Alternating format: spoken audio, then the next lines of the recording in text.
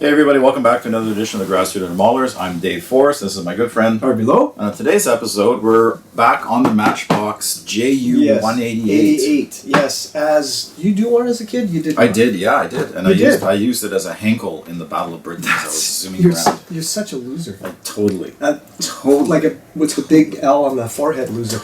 Okay, so first of all, my apologies. I know we did a preview of this thing a while back, but yeah, I said I work on it, and I'm working on it. I love this old box art. I actually think the box art back then is actually... Was it Huxley, right? Ron yes, Huxley? And who's the other guy? Or Roy Huxley?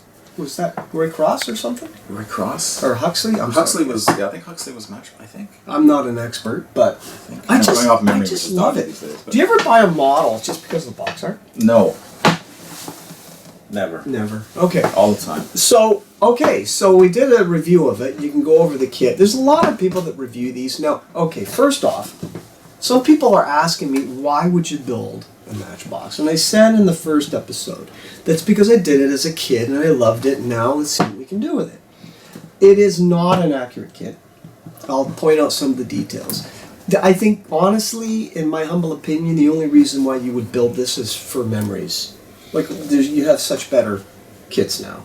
Right? Oh, yeah. Right, so I'm just saying, why am I doing it? Because it's a childhood memory, and you always use the term palette cleanser. It's a palette cleanser for me. I'm not scratched, but I'm building an old kit that I built as a kid. Right? So let's, so what do we got? Let's see what we got. There we go. It is in this beautiful, what do you call it? Authentic colors of Matchbox. Yeah, I remember that ugly mustard yellow. That's the mustard yellow. Yeah. With oversized scribing. Yeah. Okay? I honestly don't know even if the angles are correct. I didn't measure it. The gun positions are a bit spurious from my understanding. See, I would just take this and zoom around. And then you put Battle of Britain on it like a hurricane or Spitfire shooting. Right. It's a neat looking airplane. It's an awesome looking. And look at the length of the wingspan. It's just too bad that the modern offerings are they're problematic builds. Yes, like Dragon does. Oh, is that do you know anything about the quarter scale Dragon Junkers 180? Is it good? It's tough. Yeah, it's a hard build. It's a hard build. I've heard.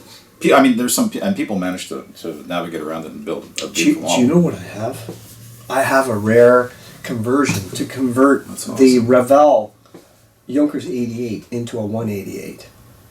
Oh. Yeah, I'm going to do it. That's 3 seconds scale. Yeah, I remember that. Yeah. I just love the tub. But it's not accurate. Look at the size of the Yeah, these are trenches. The panel lines are like trench panel lines. You do. Here's the other thing, Dave. Look, these should be cut out, the windows. They're not. Oh, they're just No, I didn't buy it because I'm building it more. And there's more windows here, right? In the front. Yeah. So, you know what? And it should be a gun down there. But look, I'm not building this. I'm building this to have fun. You better hope I don't judge this.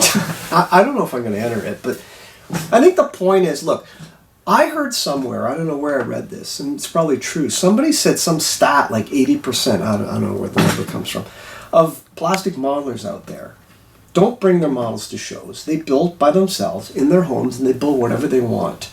Which is fine. It's fine. Yeah. I mean, I started off like that. A lot of them are building these old kits. Yeah. So I thought maybe I'll build an old kit, maybe do an article, I don't know, maybe with fine scale, on how to put some new life in an old kit. Yeah. It's a simple thing. Look, I had fun with it. It was so fast. I'm not worried about a little crevice. No, I did the stupid thing. You know what I did? I put this thing together and I forgot to put the landing gear to rip it apart. I was so zealous in getting the engine nacelle together. I glued it. I think, oh shit, this has got to go before the two halves. Oh, I see. Right? But you know what? It's fun, guys. Now, notice the thing here. The kit goes together beautifully, except the tail was warped. I had to use boiling water to warp it. Oh, really? Okay. And look at the gap in the... Yeah. That's a trench. That's a trench. Now, if you were, let's say, and I know this is just a fun build, but let's say you had this type of, like, this is a big gap. That's big gap. And you're doing it on a proper build, or like something that you wanted to make as accurate as possible. How would you deal with that? I would put great question. I would put a small bead of super glue in the crack, and then just take my finger and just brush it off as a set, a good grounding, so there's no gap in there. And then I would go over with the level of putty, sand that off, And then, by golly, you asked a great question. I love this stuff. We talked about this before. Oh yeah. This acrylic Yeah, that's stuff. amazing. That's great stuff. It's great stuff. I'm a big fan. Oh, I got shit, look at this. It's all over the place. See, See, this is live, it's a little folks. leaky. This is live. It's a little leaky. It's a little leaky. Let's put it over here. On top of this Just box. wipe it off on your mom. Yeah. So, yeah, see, you can tell it's live, right? We're doing this live. So, this stuff, you just brush it on as a final. And then sand, brush it on. This stuff is going to be useful for this crack. Yes. Small stuff. Yeah. Big stuff, less so. But if you're going to rescribe this, like this isn't a great. This is kind of fragile for that. Yes, it is. So it's like cyano. I think is the I think super so. good, right? You build it up with I that, think and so. then that scribes better, Yeah, right? I think so. Yeah. The other thing too is if you're putting together a fuselage and you really want to get rid of that crack, since we're on it now, I usually bevel the edges of each half of the fuselage right there. Bevel it. Do you know what I mean? Oh, okay. So you forms have something V. like a reservoir for putty to sit in. Otherwise, you have a perpetual ghost seam, Right. right?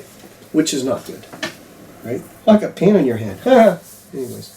It's like a Saturday night. It's like a Saturday morning. So I'm not going to go through. Oh, so one of the things I will go through is I'm going to send these photos to Robert. So we're just going to talk about them. But when we get the production going, he's going to show these photos on the screen so you can see clearly what I had to do to the cockpit.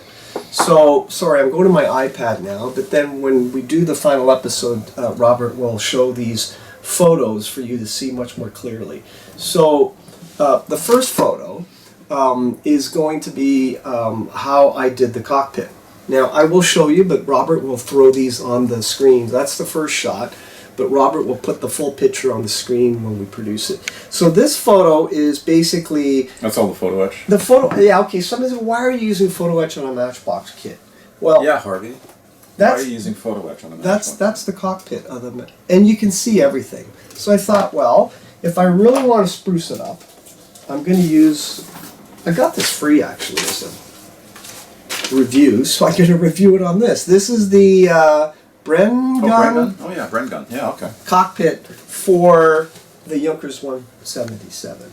And as you can see in this photo, and Robert's going to post it, okay? Yeah, we'll see the post-production. We'll post it post-production. It's not bad, and with a little bit of fidgeting, you can get the thing in there. And the photo clearly shows the only thing I used from the kit was the seats and the throttle clunker, which is probably inaccurate, but I want it busy. Okay? I just then prime it, right? With white primer, right out of the can. And then, I do want to talk about these. These are kit mask. And Rob will show that picture. These are from Kevin and Janelle. They were, you know what, I met them at Heritage Corps. Oh yeah, they had the tail next to us. Yeah. And I said, and they asked me, Nice. Harvey, you want a set of something? And I go, well, I want a set for the 188. And they did one for me in like a month. So they actually produced? They did this for me. Oh wow. And now it's in their inventory. So that these guys are in, I think, British Columbia. And apparently, because we are in Toronto, I don't normally do this, Dave, but our local friend and hobby shop, Carefree, are their distributors in the Toronto area. Oh, very good. Okay, Tom Carnes. Hi, Tom. Love you. Which makes sense because they have a lot of older vintage kits there. They do. Right, so They it's do. perfect. So I don't know Is how. that what they specialize in? Is Yes. the older kits? Yes. Nice. I don't know how they do the mask, but look, it fits. Like they fit quite nicely. They're on the model right here. Let's get some eyes on this. Right, and again, here's the photo that Robert will show with them being put on. They actually fit very nice, so I don't know. And what are they, like tape? Yeah, Tamiya. Tamiya tape, math, or like kabuki Yeah. tape, or whatever they call it. Here's another one that Robert will show on full screen. That's the cockpit painted up. Now, I just used Tamiya paints. I used, I don't know if it's right, you guys can write in the comment. I'm not a Luftwaffe guy, but I used this dark gray XF24 for the cockpit. That's wrong. That's probably wrong. RLM gray XF22 for the wheel wells. I admit, That's wrong. I don't know, but it's the effect. It was a dark Yeah, gray. no, that's fine. I think those colors are... That's the engine, that's all you Because get. they would have been, the cockpit would have been an RLM 66, which was a Ah. gray. So probably good enough at scale. Good and enough. Then, and then, yeah, I think RLM 02, or 22, rather. 02? O2. RLM02. But I figured that's a lot of glass. Yeah. It is. So I could have built it out of box, but I'm trying to do something with these older kits. And by the way, did you know there's a Matchbox group on Facebook? I imagine there would. That's all they do is Matchbox kits. So, yeah, it's not the most great kit, but sometimes, I can't remember if we were talking about this on camera now, but sometimes the older kits are the most accurate. yes, Like I was doing some Yes. research on an F9F Panther. yes. And the most accurate, so the Trumpeter came out with one, I think Hobby Boss came out with one, 48 scale, and then there's the old Monogram one, and the old Monogram one is the most dimensionally correct. Really? Yeah. Wow. Yeah. So Yeah, but sometimes, that requires a lot of surface rework, right? yeah, oh yeah, because it's all raised panel, and I don't know if the panel lines are accurate or not, but you'd have to, at a minimum, rescribe the panel lines.